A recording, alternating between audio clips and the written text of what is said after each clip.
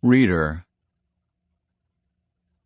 Looker, gazer, skimmer, skipper, thumb-licking page-turner, peruser, you getting your print fix for the day.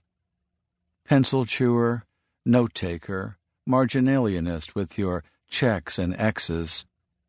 First-timer or revisitor, browser, speedster, English major, flight-ready girl, melancholy boy, invisible companion, thief, blind date, perfect stranger.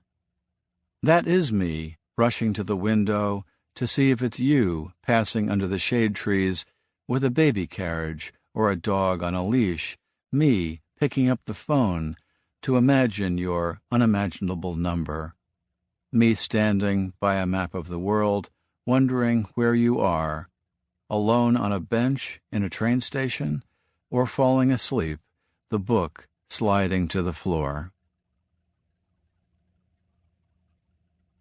The country. I wondered about you when you told me never to leave a box of wooden strike-anywhere matches lying around the house because the mice might get into them and start a fire.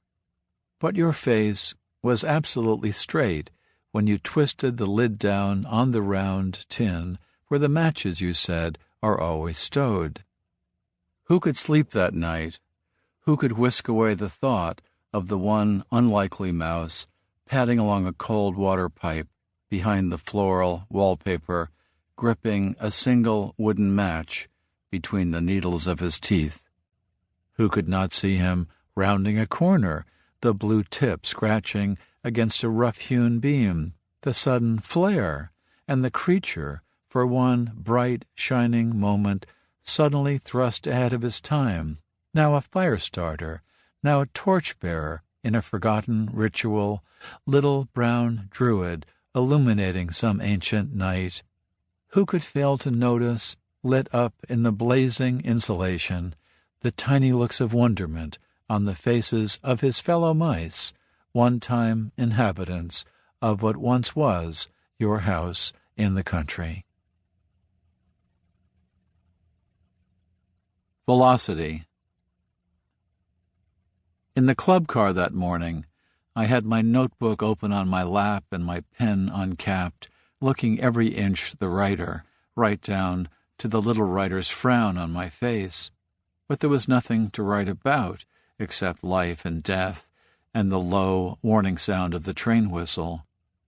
I did not want to write about the scenery that was flashing past, cows spread over a pasture, hay rolled up meticulously, things you see once and will never see again.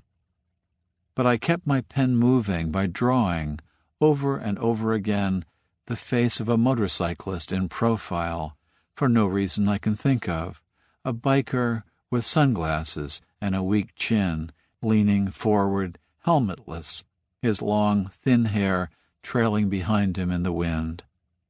I also drew many lines to indicate speed, to show the air becoming visible as it broke over the biker's face, the way it was breaking over the face of the locomotive that was pulling me toward Omaha and whatever lay beyond Omaha for me, all the other stops to make before the time would arrive to stop for good. We must always look at things from the point of view of eternity, the college theologians used to insist, from which, I imagine, we would all appear to have speed lines trailing behind us as we rush along the road of the world, as we rush down the long tunnel of time.